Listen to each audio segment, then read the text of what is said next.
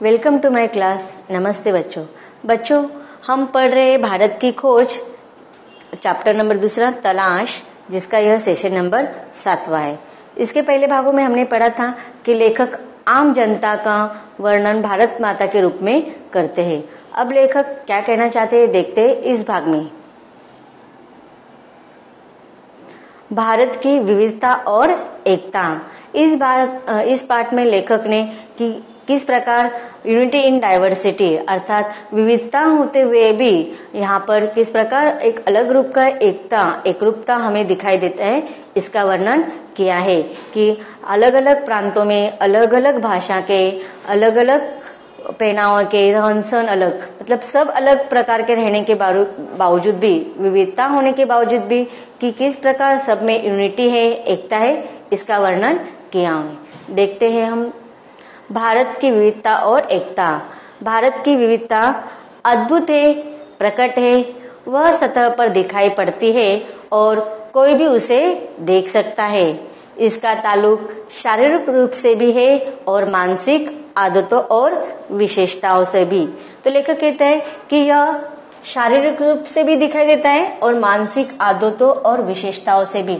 मतलब शारीरिक रूप से मतलब देखो, हर शरीर कोई एक दूसरे के समान दिखते नहीं है, तो मतलब शारीरिक रूप से भले ही वह अलग है लेकिन मानसिक रूप से वह सब एक है। बाहर से देखने पर उत्तर पश्चिमी इलाके के पठान और सुदूर दक्षिण के वासी तमिल में बहुत कम समानता है। उनकी नस्लें भिन्न हैं, हालांकि उनके भीतर कुछ समान सूत्र हो सकते हैं। वे चेहरे और शरीर पठन में, खाने और पहनावे में और भाषा में एक दूसरे से भिन्न होते हैं।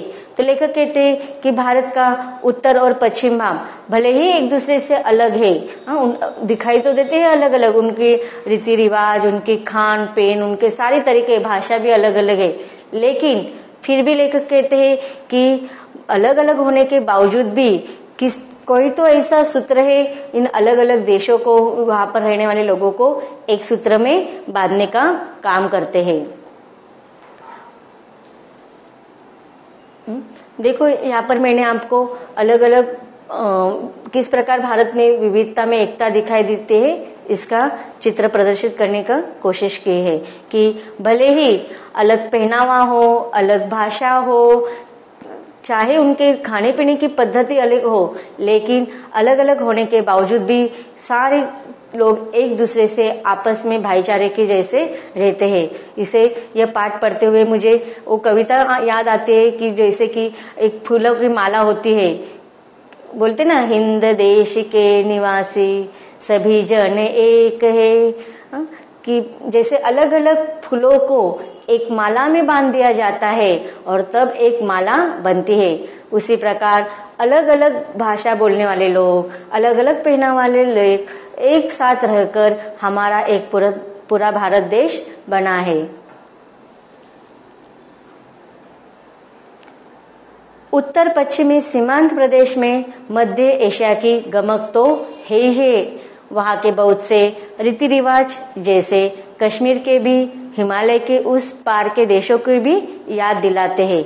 मतलब भले ही हमारी प्रांत अलग है, सीमांत अलग है, लेकिन फिर भी लेखक कहते हैं कि जहाँ पर भी जाते हैं तो एक दूसरे के रीति रिवाज हमें अलग होने के बावजूद भी हम उनको स्वीकृत करते हैं। पठानों के लोग प्रचलित नृत्य रूसी कोजक नृत्य शैली से मिलते हैं। मतलब देखो, भले ही हम अलग अलग प्रांत में रहते हैं लेकिन एक दूसरे की नृत्य शैली हो, चाहे पहनावा हो या खान पान हो, हम एक दूसरे का अनुकरण करते हैं। इन तमाम भिन्नता के बावजूद पठान पर भारत की छाप वैसी है जैसे तमिल पर। मतलब देखो, सिर्फ भारत में रहने वाले ही प्रांत के नहीं, भारत के आजू बाजू रहने वाले अन्य देशों पर भी हमारी भारत की कुछ ना कुछ छाप दिखाई देती है। अचरज नहीं, इसमें कोई अचरज नहीं, क्योंकि सीमा के प्रदेश और साथ ही अफगानिस्तान भी भारत के साथ हजारों वर्ष से जुड़े रहे हैं। अभी बोलते ना कि अगर हमारे आजू बाजू में जो रहते हैं उनके साथ हमारा जिस प्रकार रिलेशन हो जाता है, उसी प्रकार हमारे देश का आजू बाजू में जितने भी अन्य प्रांत है उनके साथ एक भाईचारे का संबंध आ चुका है। तो लेखक कहते हैं कि साथ ही अफगानिस्तान भले ही वह दूसरा देश है, लेकिन भारत के साथ हजारों वर्ष से उसका संबंध जुड़ा हुआ है। ये पुराने तुर्क या दूसरी जातियां जो अफगानिस्तान और मध्य एशिया में बसी थी, इस्लाम के आने से पहले बौद्ध थी और उससे भी पहले वैदिक काल में हिंदू थी। तो लेखक कहते जब हम लोगों ने इतिहास पढ़ा तो जब से देखते हैं कि वैदिक काल की शुरुआत हुई, तो वैदिक काल में पहले हम हिंदू के रूप में जाने जाते थे, पर बाद में परिवर्तन होकर हमारे फिर अलग अलग प्रांतों में हम बट गए, चाहे या उससे हमारा मतलब धर्मांतर हो गया होगा, हिंदू से इस्लाम, बौद्ध या अन्य जाति में भले ही परिवर्तित हो गए होंगे। आज भले ही उस जमाने में चाहे या आज भले ही हम भिन्न जाति के, भिन्न वर्ग के जाने जाते, लेकिन इन सब होने के बावजूद भी हम सिर्फ एक ही देश के निवासी है और वह है हम किस नाम से जाने जाते हैं, भारतवासी। तो इसी प्रकार लेखक कहते हैं कि सीमांत क्षेत्र प्राचीन भारतीय संस्कृति प्रमुख केंद्रों में से था। तो भले ही सीमांत की कुछ भी क्षेत्र हो हमारे, लेकिन हम उनके अंदर भारत उनका प्रमुख केंद्र कौन सा है, प्राचीन भारतीय संस्कृति। कि हमारे जो प्राचीन भारतीय संस्कृति है, हमारी जो सभ्यता है, वह हर प्रांत के लोगों के नस नस में भरा हुआ है। अब भी स्मारकों और मठों के ढेरों ध्वंस अवशेष उसमें बिखरे हैं, विशेष रूप से तक्षशिला के महान विश्वविद्यालय के जो 2000 वर्ष पहले अपनी प्रसिद्धि की चरम सीमा पर थी। तो देखो यहाँ पर पुराना तक्षशिला का चित्र दिखाया गया है जो 2000 वर्ष पहले अपनी प्रसिद्धि की चरम सीमा पर थी, और यह विश्व का बहुत बड़ा विश्वविद्यालय था जहाँ पर अनेक बहुत से देशों के लोग वहाँ पर पढ़ने के लिए आते थे। विशेष रूप से तक्षशिला के महान विश्वविद्यालय के जो 2000 वर्ष पहले अपनी प्रसिद्धि की चरम सीमा पर था, सारे भारत के साथ ही एशिया के विभिन्न भागों से विद्यार्थी यहाँ पर पढ़ाई के लिए खींचे आते थे। धर्म परिवर्तन के अंतर जरूर आया, पर उन क्षेत्रों के लोगों ने जो मानसिकता विकसित कर ली थी वह पूरी तरह नहीं बदल सकी। तो लेखक कहते कि चलो कुछ भी हो जाए, धर्म परिवर्तन हो या किसी अन्य कारणवश लोग यहाँ वहाँ बिखर गए, भारत के इस प्रांत के लोग अन्य प्रांत में चले गए, वजह कुछ भी हो, लेकिन उनकी शारीरिक रूप से वह कहीं पर भी रहे, लेकिन उनकी जो मानसिकता थी वह मानसिकता विकसित नहीं हो पाई मतलब जो पूर्वी जहाँ पर वो पहले रहते थे वही मानसिक उनके अंदर थी। मतलब पहले वो भारत थे तो भारतीय थे, चाहे वह अन्य देशों में जाए या अन्य स्थानों पर जाए, तो उनकी उस मानसिकता में कोई परिवर्तन नहीं आया था। पठान और तमिल दो चरम उदाहरण हैं, बाकी की स्थिति कहीं इन दोनों के बीच में है। सबकी अपनी अपनी अलग अलग विशेषताएं हैं, पर सबकी अपनी अलग अलग विशेषताएं हैं, पर सब पर इससे भी गहरी छाप भारतीयता की है। तो लेखक यही बात कहना चाहते हैं कि चाहे हर प्रांत की हो या चाहे हर देश की अपने अलग अलग विशेषता है, हम किसी कारणवश किसी भी वजह से अगर वहां से दूर जाना चाहते तो वह दूर जाने के बावजूद भी हम अपने इस छाप को, कौन सी भारतीयता होने की इस छाप को हम मिटा नहीं पाते, क्योंकि वो इतनी गहरी हो गई है कि हमारी मानसिकता वो बदल नहीं सकते। यह जानकारी बेहद हैरत में डालने वाली है कि बंगाली, मराठी, गुजराती, तमिल, आंध्र, उड़िया, असमी, कन्नड़, मलयाली, सिंधी, पंजाबी, पठान, कश्मीरी, राजपूत और हिंदुस्तानी भाषाभाषी जनता से बसा हुआ विशाल मध्य भाग कैसे सैकड़ों वर्षों से अपनी अपनी अलग अलग पहचान बनाए रहा है। मतलब देखो किस प्रकार एक ही भारत में अलग अलग भाषा बोलने वाले लोग एक विशाल कुटुंब की तरह एक मध्य के रूप में वहां पर। तो लेखक कहते हैं कि देखो हर एक प्रांत की हर अलग अलग विशेषता है और वह विशेषता हर इसमें दिखाई देते कि भारत भले ही एक बड़ा देश है, इसमें अलग अलग भाषा के, चाहे वो बंगाली हो, मराठी हो, गुजराती हो, तमिल, आंध्र, ऐसे बहुत सारी, और राजपूती हो, कश्मीर हो, पठानी हो, पंजाबी, हिंदुस्तानी, इन सारे भाषा भाषियों से यह जनता बसी हुए है। यह भारत बहुत विशाल देश है और सैकड़ों वर्षों से, यह आज की बात है नहीं बल्कि सैकड़ों वर्षों से लगातार चलती हुई बात है और यह सैकड़ों वर्ष से अपने अपने अलग पहचान बनाए हुए आज भी टिकी हुई है। इसके बावजूद इन सबके गुण दोष कमोबेश एक से है। इसकी जानकारी पुरानी परंपरा और अभिलेखों से मिलती है। तो लेखक कहते हैं कि चलो देखो, जब भी कुछ हो जाता है, अगर एक कुटुंब में अलग अलग सदस्य रहते तो उनको गुण और दोष के साथ हम स्वीकारते हैं। तो उसी प्रकार हमारे भारत माता, हमारी माता ने हमें अलग अलग प्रांत के लोगों को, अलग अलग भाषा के लोगों को उनके गुण और दोषों के साथ यहाँ पर स्वीकारा है और उसके साथ साथ उनके एक अलग प्रकार की एकता पहले से सैकड़ों वर्ष से आज तक वह एकता हमने टिकाई रखी है। और यह सारी जानकारी हमें हमारी पुरानी परंपरा अभिलेखों में भी दिखाई देती है। साथ ही इस पूरे दौरान वे ऐसे भारतीय बने रहे हैं जिनकी राष्ट्रीय विरासत एक ही थी और उनकी नैतिक मानसिक विशेषताएं भी समान थी। तो लेखक कहते हैं कि देखो, यह आज या कल परसों की बात नहीं है, ये सैकड़ों वर्ष पुरानी बात है कि किस प्रकार हमने अपने एकता को, भले ही चाहे छोटे मोटे बहुत सारी समस्याएं उसमें उलझ भी गया भारत, लेकिन उलझते उलझते उस भारत ने इसी एकता के कारण उसको संवारा है।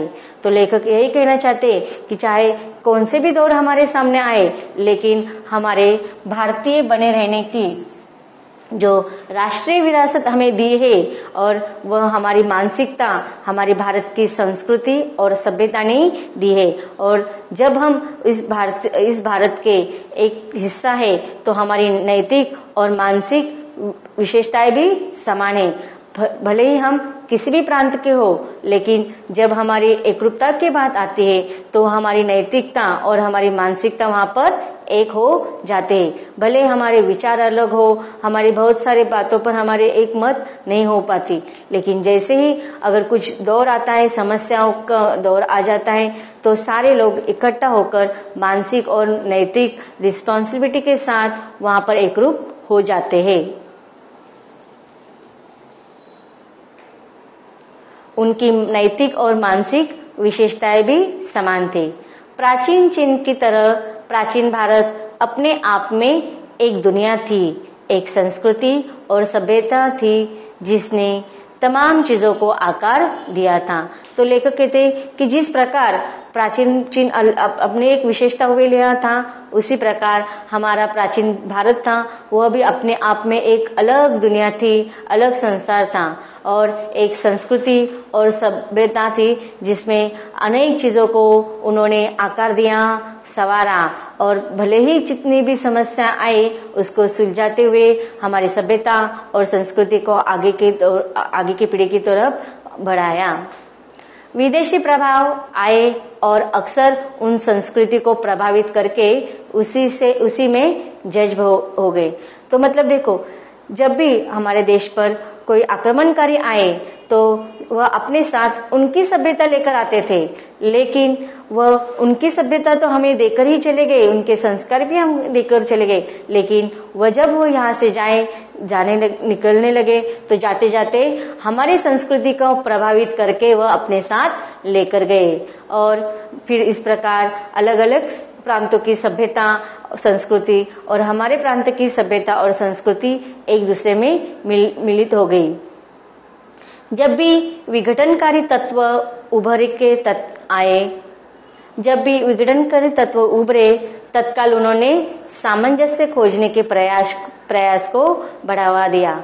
तो जब भी किसी भी तरह का विघटनकारी तत्व, मतलब भारत को विभाजित करने के तत्व हो या भारत को नष्ट करने की समस्याएं हो, किसी भी प्रकार की समस्या आए तो तत्काल उसी समय हमारे प्रांत ने, हमारे भारत ने और भारतवासी ने वहां पर एक दूसरे के साथ सामंजस्य बनाए रखते हुए उस विघटनकारी तत्व को ही हमारे देश से निकालकर फेंक दिया। सभ्यता के आरंभ से ही भारतीय मानस में एकता के स्वप्न ने अपनी जगह बनाए रखी। तो लेखक कहते हैं कि यह जो एकता हमें आज दिखाई देती है वह कल परसों की नहीं है, बल्कि हमारे भारत की जब से शुरुआत हुई थी तब से, और जब हमारी भारत की सभ्यता शुरुआत हुई थी उस भारत की सभ्यता से आरंभ से ही हमारे एकता के स्वप्न आज तक एक नया जगह बनाए रखे हुए है। इस एकता की कल्पना कभी किसी बाहर से आरोपित वस्तु या बाहरी तत्वों के या विश्वास के मानकीकरण के रूप में नहीं की गई। लेखक कहते हैं इस एकता की कल्पना कभी किसी बाहर से आरोपित वस्तु या बाहरी तत्वों के विश्वास के मानकीकरण के रूप में नहीं की गई, बल्कि इसके अंतर्गत विश्वासों और रीति रिवाजों के प्रति अपार सहिष्णुता का पालन किया गया और साथ ही हर तरह की विविधता को मान्यता ही नहीं प्रोत्साहन भी दिया गया। मतलब हर विविधता को हमारे देश ने बढ़ावा दिया। किसी एक देशीय समूह में चाहे वे कितने घनिष्ठ रूप में एक दूसरे से जुड़े हो, छोटी बड़ी भिन्नताएं हमेशा देखने को मिलती है। उस समूह की एक मूल एकता तब प्रकट होती है जब उसकी तुलना किसी अन्य देशीय समूह से की जाती है। यह बात अलग है कि अक्सर दो निकटवर्ती समूहों की भिन्नता सीमांत इलाकों में या तो धुंधली पड़ जाती है या आपस में घुल मिल जाती है। प्राचीन और मध्य युग में आधुनिक राष्ट्र के विचार ने जन्म नहीं लिया था और सामंती धार्मिक और जातीय संबंधों का महत्व अधिक था। फिर भी मेरा विचार है कि ज्ञात इतिहास में किसी भी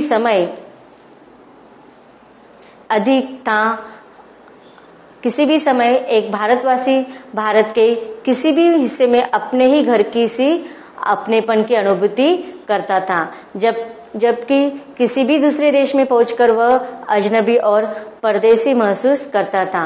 तो लेखक कहता है कि हम भारत के किसी भी प्रांत में जाओ तो वहां पर हमें अपनत्व दिखाई देता है, लेकिन जब हम परदेश में जाते हैं तो वहां पर हम लोगों को वह अपनत्व नहीं दिखाई देता। उन देशों में जाकर जिन्होंने कुछ दूर तक उसकी संस्कृति या धर्म को अपना लिया था, उसे अजनबीपन का बोध निश्चय ही कम होता था।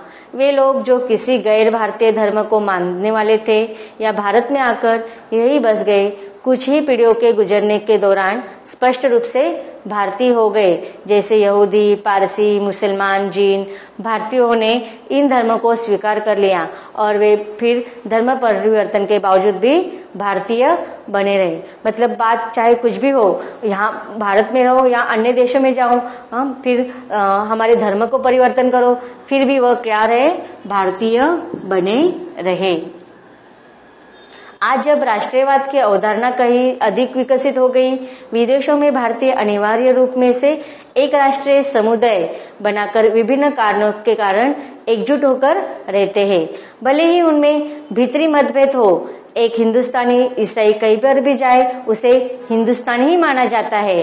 इसी प्रकार किसी हिंदुस्तानी मुसलमान को तुर्की, अरब, ईरान या किसी अन्य देश में जाए जहां इस्लाम धर्म का प्रभुत्व हो, चाहे कुछ भी हो, लेकिन वहां पर भी उसे हिंदुस्तानी ही समझा जाता है। मेरे ख्याल में हम सबके मन में अपनी मातृभूमि की अलग अलग तस्वीरें बनी हुई है और कोई दो आदमी बिल्कुल एक जैसा नहीं हो सकता। जब मैं भारत के बारे में सोचता हूँ तो मेरे मन में बहुत सी बातें आती है। मैं सोचता हूँ कि दूर दूर तक फैले मैदानों और उन पर बसे अनगिनत छोटे छोटे गांवों के बारे में, उन कस्बों, उन शहरों के बारे में जिनकी मैंने यात्रा की। यहाँ पर फिर लेखक आगे गांवों के, हमारे भारत देश के प्रकृति का वर्णन करते हैं कि वर्षा ऋतु की उस जादुई बरसात के बारे में जो झुलसी हुई धरती के भीतर जीवन के संचार करती है, वहाँ का संसार सौंदर्य, हरियाली झिलमिलाने का प्रयास में बदल देती है। विशाल नदियाँ, बहते हुए जल, ठंड की चादर से लिपटे खैबर पास के बारे में, भारत के दक्षिणी सिरे के बारे में, लोगों के बारे में, व्यक्ति और समूह दोनों के बारे में, और सबसे ज्यादा बर्फ की टोपी पहने हिमालय या वसंत ऋतु की कश्मीर की किसी पहाड़ी घाटी के बारे में जो नवजात फूलों से लदी होती है, जिसके बीच में कलकल खलकल करता झरना बहता है। हम अपनी पसंद की तस्वीरें बनाते हैं और उसे सहेज कर रखते हैं। तो अब तक हमने किस प्रकार भारत में विविधता में एकता है इसका वर्णन पढ़ा। आगे देखते हैं लेखक क्या कहना चाहते हैं इसके अगले भाग में।